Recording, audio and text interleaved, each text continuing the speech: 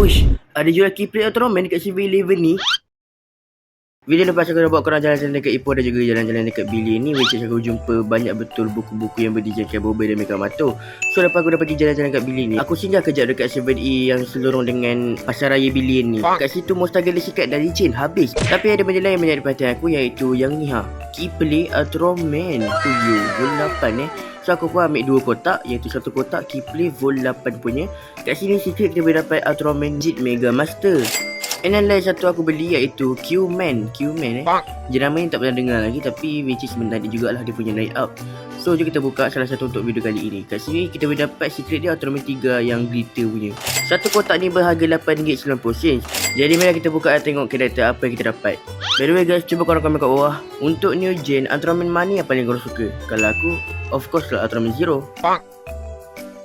Bila dah buka, rupa-rupanya kita dapat Urban Might. Fuyo, Urban Might kita dapat Boleh tahan lah sebab aku pun minat juga Ultraman Orb. So ini part-part dia, jom kita pasang dan tengok apa hasilnya. Ini ada stamp base juga dan juga card Keyplate yang hexagon macam ni.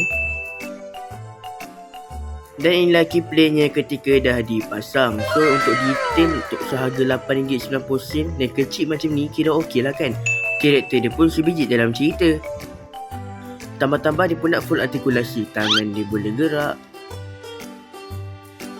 Kepala dia agak terbatas sebab dia punya Ultraman tu kan dagu dia ke depan sikit kan. Dan juga armor dia ni menghalang sikit. Kaki dia pun boleh gerak bye. Cuma bawah dia tu agak ketat lah untuk digerakkan.